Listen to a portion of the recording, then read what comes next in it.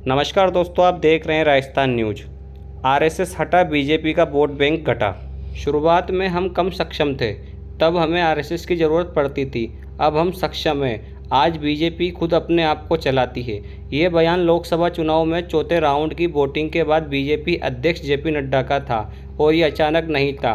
उस खींचतान का नतीजा था जो बीजेपी और राष्ट्रीय स्वयंसेवक संघ यानी आरएसएस के बीच 3 से 4 साल से चली आ रही थी। तो क्या आरएसएस चुनाव में बीजेपी के साथ नहीं था?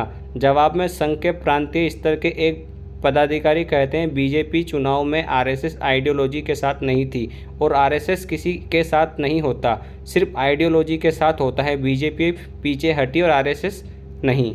आरएसएस में चल रहे मंथन पर देश के अलग अलग हिस्सों में संगठन में बड़ी जिम्मेदारी संभाल रहे पदाधिकारियों से बात की गई।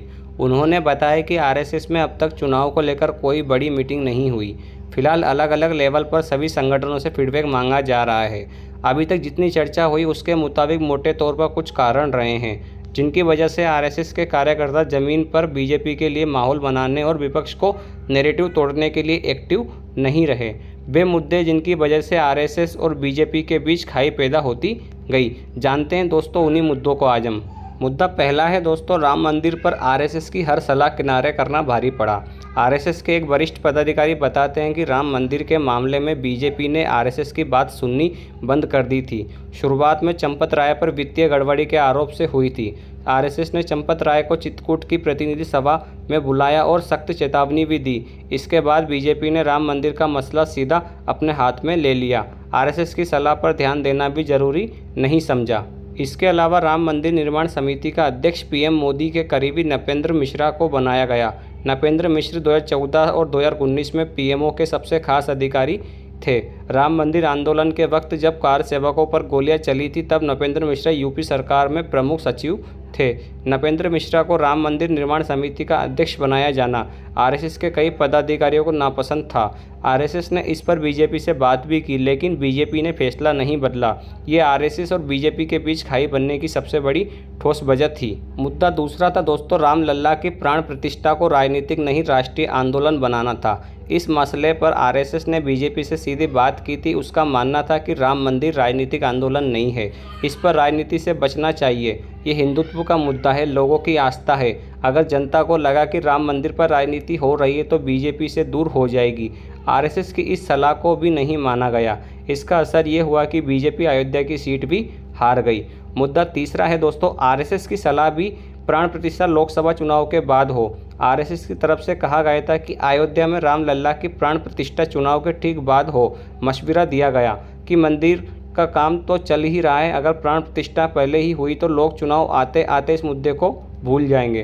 प्राण प्रतिष्ठा बाद में हुई तो लोग मंदिर का मुद्दा याद रखेंगे। चुनाव के दौरान उनके दिमाग में ये बना रहेगा कि राम मंदिर बनने की आशा को बनाया रखना चाहिए। ये तभी होता जब प्राण प्रतिष्ठा चुनाव के बाद होती, लेकिन बीजेपी को जल्दी थी। इसका नतीजा ये हुआ कि कई धर्मगुरु भी बीजेपी के फैसले के विरोध में आ गए। मुद्दा चौथा है दोस्तों, आरएसएस नहीं चाहता था शंकराचार्य नाराज हो। मंदिर की प्राण प्रतिष्ठा के मामले में भी आरएसएस बीजेपी से बहुत नाराज था।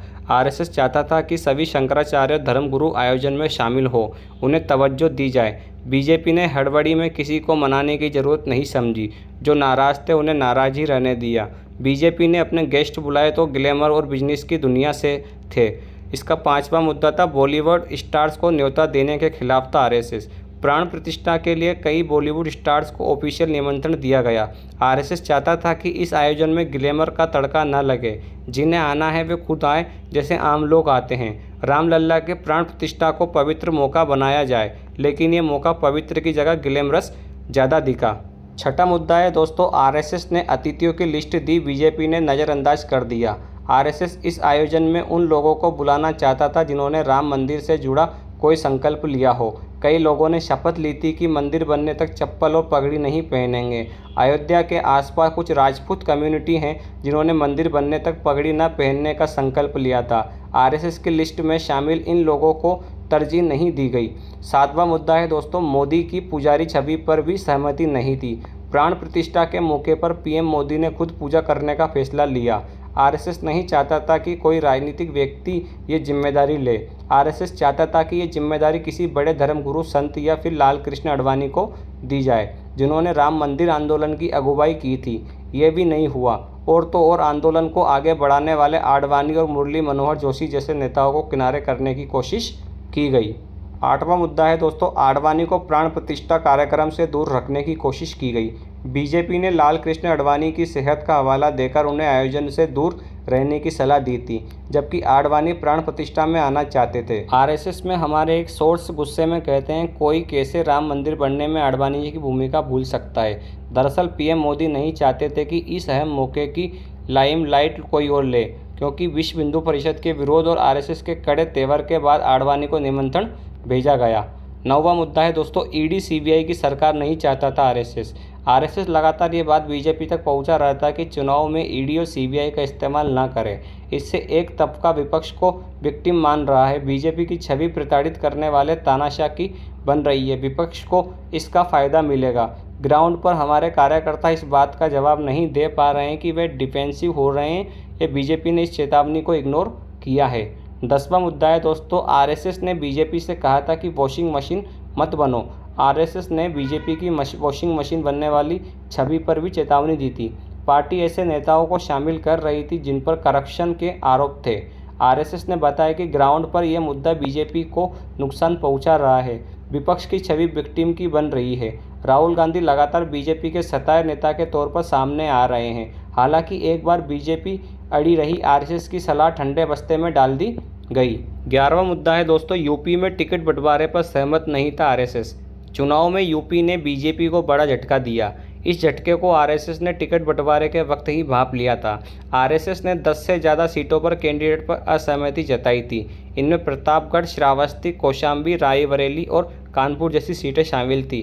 कानपुर के अलावा सभी सीटों पर बीजेपी कैंडिडेट की हार हुई है। आरएसएस का कहना था कि कुछ सांसद को छोड़कर हमें नए लोगों को टिकट देना चाहिए, जैसा दिल्ली में किया। हालांकि टिकट बंटवारे के मामले में आरएसएस बेबस ही दिखा। इसका 12वां मुद्दा है दोस्तों, मोदी सरकार और मोदी की गारंटी जैसे स्लोगन आरएसएस को नापसंद थे। मोदी सरकार के नारे से आरएसएस 2014 से ही नाराज है। ये नारा आरएसएस की आइडियोलॉजी में फिट नहीं बैठता। आरएसएस व्यक्ति को नहीं, संगठन या समूह को तरजीह देता है। मोदी सरकार के नारे से एक व्यक्ति सर्वोपरि दिखाई देता है। बीजेपी लंबे वनवास के बाद सत्ता में लौटती दिख रही है, इसलिए आरएसएस इस पर खामोश रहा। अब इस पर चर्चा हो रही है कि क्या चुनाव में मोदी को सर्वोपरि मानना बड़ी गलती थी। 13वां मुद्दा है दोस्तों, संदेश खाली पर बीजेपी ने आरएसएस को भरोसे में नहीं लिया। संदेश खाली के मुद्दे पर बीजेपी ने आरएसएस को भरोसे में नहीं लिया। आरएसएस ने पहले ही बता दिया था कि आंदोलन के अंदर ही कई धंधे हैं, आंदोलन के अंदर दरार है। इस पर बीजेपी को भरोसा नहीं करना चाहिए। हमें यहाँ नेशनल और कल्चर सिक्योरिटी के मुद्दे पर आगे बढ़ना चाहिए, जैसे विधानसभा चुनाव में किया था। 14वां मुद्दा है दोस्तों, आरएसएस की सलाह थी कि मुफ्त राशन देना बंद करें। आरएसएस का कहना था कि मुफ्त के खेल में विपक्ष हमसे बहुत आगे है, इसलिए हमें मुफ्त में राशन देना बंद करना चाहिए। बीजेपी की पॉलिसी के हिसाब से रणनीति बनानी चाहिए। ऐसे बहुत से कारण हैं दोस्तों जिनके कारण बीजेपी का वोट बैंक घटा। पल पल की खबर पाने के लिए दोस्तों चैनल को लाइक करें, सब्सक्राइब करें और शेयर करें।